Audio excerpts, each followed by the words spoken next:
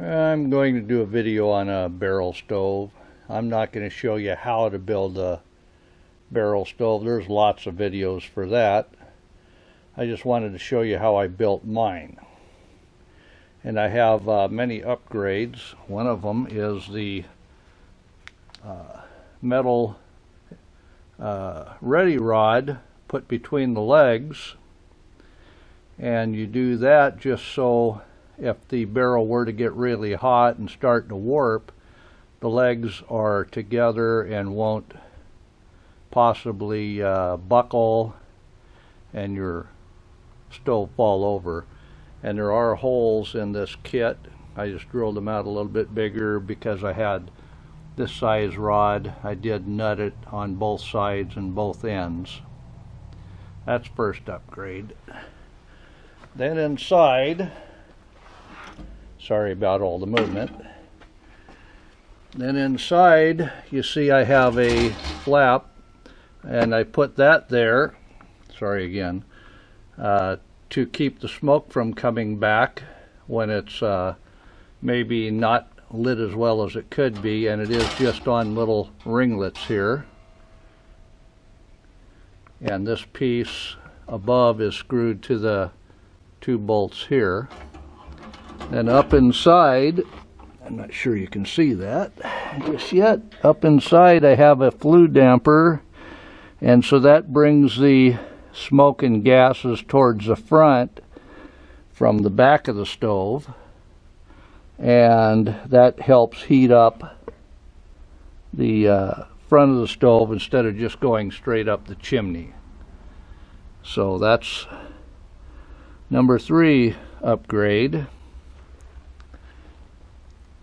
And then I built a shelf for it to sit on that I have metal so the heat doesn't transfer down. I put all my saw blades underneath it just to keep them dry, and it's not going to hurt them one bit. I do have another damper that I bought at Goodwill that I put under there so I can find it.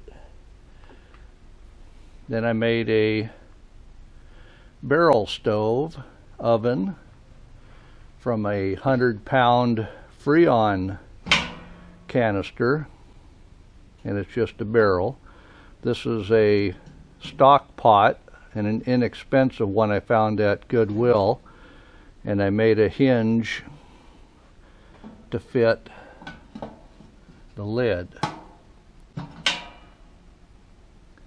And then I did have to cut the tray and form it to make the shelf.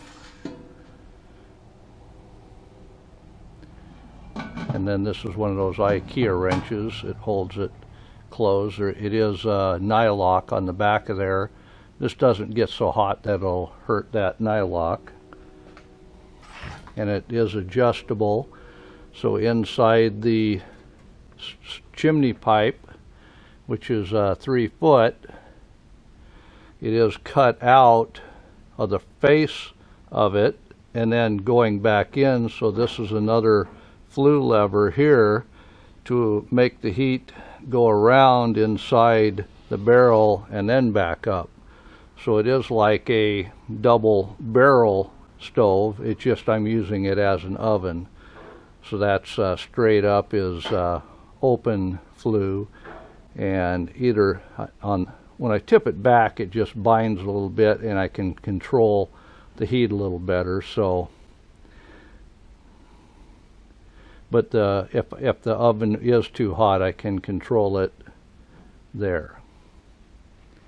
I did make a little collar for the up end of it. It is all tight. I don't get smoke out of it.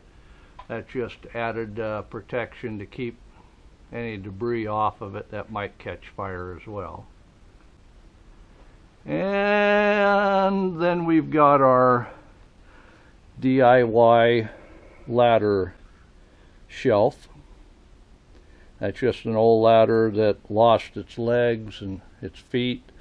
It lost its second section, and it was going to the scrap yard, and I said, yeah, I can put that next to the wood stove because it won't get too hot. This is a dollar store muffin pan, and you see I folded it over to fit the oven.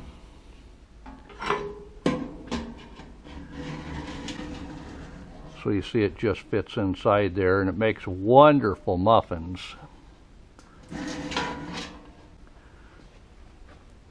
And then obviously I've got the dollar store pan. It just fits in there nice and easily as well. But yeah, I've got a few things here I can bake with that I put out here. Like I say, it is next to the stove, the barrel stove, and it isn't going to hurt it to get hot, even too hot. It is all aluminum, but these are dollar store trays here, and I made a little metal piece that I bent around the ladder and then riveted in.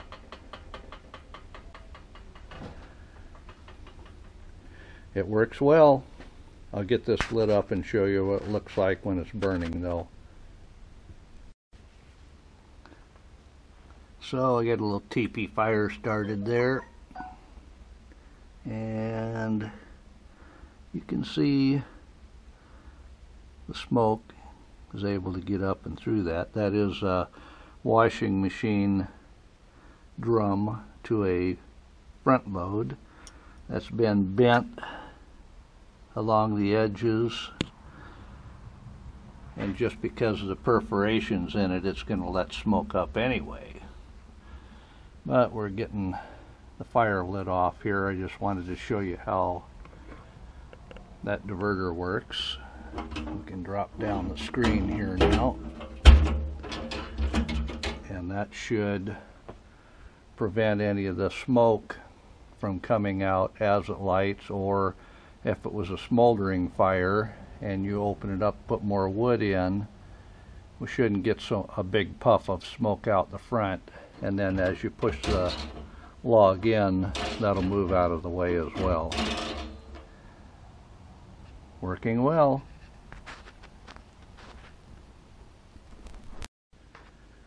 Of course, I do have the wood stove the recommended distance from the back wall, and on the back wall I have tin from another project, including a air screen which will help diffuse the heat from getting into the wall. That is an exterior wall, so it's probably cold out when it's lit up in here.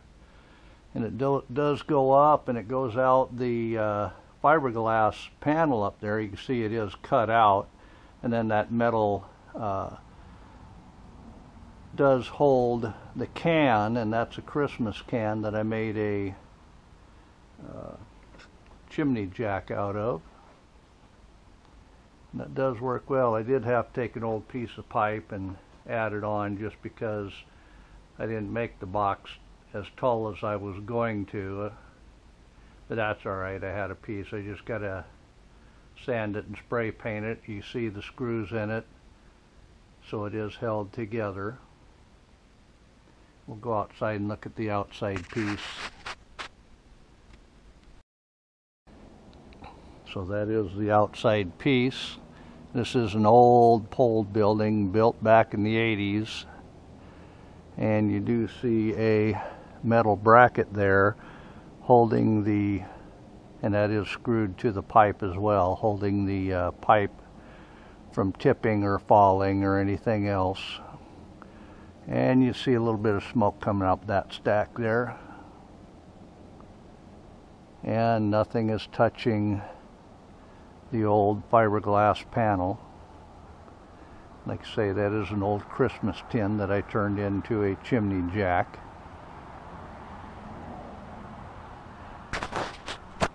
And it does look crooked. How's that? That's better.